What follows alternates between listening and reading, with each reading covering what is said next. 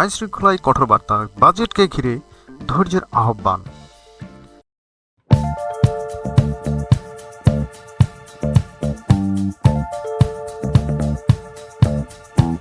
আইন শৃঙ্খলা পরিস্থিতি নিয়ে কঠোর বার্তা দিয়েছেন স্বরাষ্ট্রমন্ত্রী সালাউদ্দিন আহমেদ।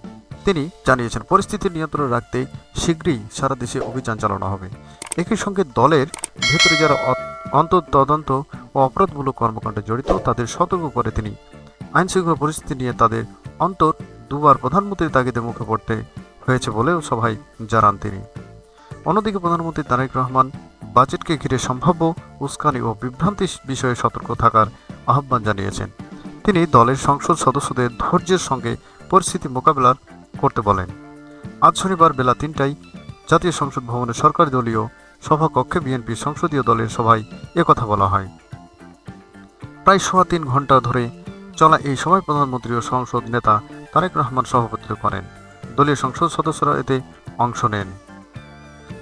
আগামীকাল রোববার জাতীয় সংসদে 2026-27 অর্থবছরের বাজেট অধিবেশন শুরু হচ্ছে। এর আগে সংসদীয় দলের সভাটি হলো। বাজেট নিয়ে সতর্ক থাকতে বলেন প্রধানমন্ত্রী। সভায় উপস্থিত ছিলেন এমন একাধিক সংসদ সদস্যের সঙ্গে প্রথম আলোর কথা হয়। সংশ্লিষ্ট সূত্রে জানায়, জাতীয় বাজেটের প্রসঙ্গে প্রধানমন্ত্রী তারেক রহমান বলেন, যুদ্ধ বিগ্রহ সহ বড় ধরনের আর্থিক চাপের মধ্যে বিশাল অঙ্কের ঘাটতি বাজেট দিয়ে সরকারি যাত্রা শুরু হচ্ছে।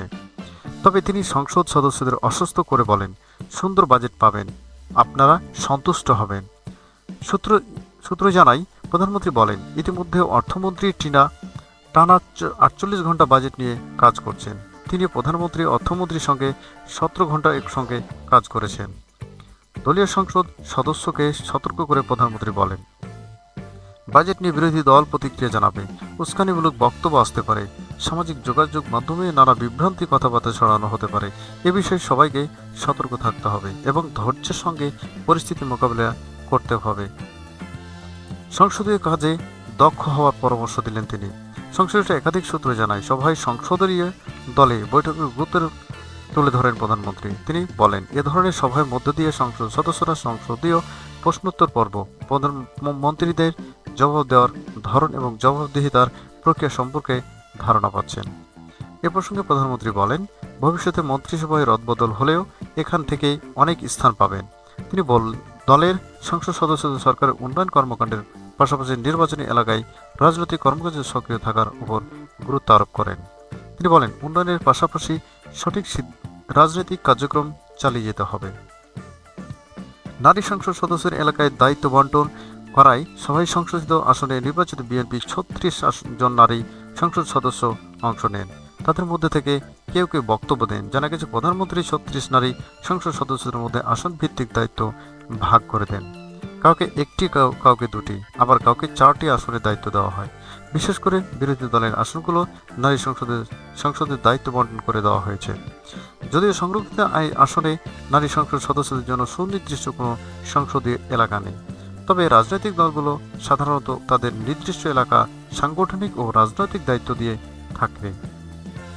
এনসিটি নিয়ে আপত্তি তুললে এক সংসদ সদস্য, চট্টগ্রাম বন্দরে new mooring container terminal NCT নিয়ে সভায় কথা বলেন একজন সংসদ সদস্য। তিনি দুবাই ভিত্তিক বন্দর অপারেটর ডিপি ওয়ার্ল্ডের সঙ্গে এনসিটিভির ইজারা প্রক্রিয়া বাতিল করার দাবি জানান। ওই সংসদ সদস্য বলেন, দলীয় প্রতিক্রিয়ায় এনসিটি পরিচালনায় সক্ষম, টার্মিনাল পরিচালনায় ডিপি ওয়ার্ল্ড বা বিদেশি বিনিয়োগের সুযোগ দিতে চাইলে নতুন কোনো টার্মিনাল দেওয়া যেতে পারে, নিউ বোরিং কন্টেইনার টার্মিনালে নয়। ওই সংসদ সদস্য যুক্তি, এনসিটি স্থাপন ও উদ্বোধনের সঙ্গে সাবেক প্রধানমন্ত্রী খালেদা জিয়া সরকারের রাজনৈতিক স্মৃতি জড়িত, তাই এটি বিদেশি অপারেটরের হাতে দেওয়া উচিত নয়। মন্ত্রীদের প্রশ্ন করেন সংসদ সদস্যরা। সভায় স্থানীয় সরকার মন্ত্রী মির্জা ফখরুল ইসলাম আলমগীর, স্বরাষ্ট্রমন্ত্রী সালাউদ্দিন আহমেদ, আইনমন্ত্রী মোহাম্মদ আসাদুজ্জামান, স্বরাষ্ট্রমন্ত্রী সরদার মোহাম্মদ সাখাওয়াত হোসেন, সড়ক পরিবহন ও সেতুমন্ত্রী শেখ রবিউল আলম, শিক্ষামন্ত্রী এহসানুল হক মিনল ও প্রতিমন্ত্রী ববি হাজ্জাজ বক্তব্য দেন। এই মন্ত্রীর প্রতিক্রিয়ায় নিজ নিজ মন্ত্রণালয়ের কার্যক্রম ও ভবিষ্যৎ পরিকল্পনা তুলে ধরেন। এ সময় সংসদ সদস্যরা বিভিন্ন বিষয়ে তাদের প্রশ্ন করেন এবং মন্ত্রীরা সেসব প্রশ্নের জবাব দেন। শিক্ষা ও স্বাস্থ্য ব্যবস্থা নিয়ে দাবি।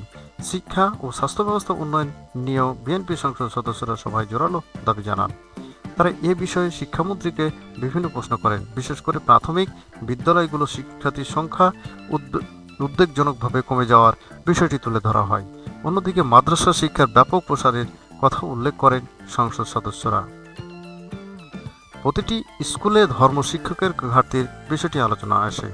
বিশেষ করে হিন্দু ধর্ম শিক্ষকের সংকট নিরসনে শিক্ষামন্ত্রী দৃষ্টি আকর্ষণ করেন। একজন জ্যেষ্ঠ সংসদ সদস্য স্বাস্থ্য খাত নিয়েও সংসদ সদস্য প্রশ্ন তোলেন। তারা স্বাস্থ্যমন্ত্রীকে সব উপজেলায় 101 শয্যার হাসপাতাল করার ঘোষণা বাস্তবায়নের আগেই বিদ্যমান হাসপাতালগুলোতে জনসংকট দূর করা এবং প্রয়োজনীয় স্বাস্থ্যসেবা নিশ্চিত করার অনুরোধ জানান। একটি সূত্রে জানায়, স্বাস্থ্যসেবা বাড়াতে সরকারি হাসপাতালে বেসরকারি বিনিয়োগ ও অংশীদারিত্বের সুযোগ আনার বিষয়টি সরকার বিবেচনা করছে। বাংলাদেশ মেডিকেল বিশ্ববিদ্যালয় হাসপাতালে অর্থাৎ পুরনো পিজি হাসপাতালে কিছু সেবা দিয়ে উদ্যোগ শুরু হতে পারে।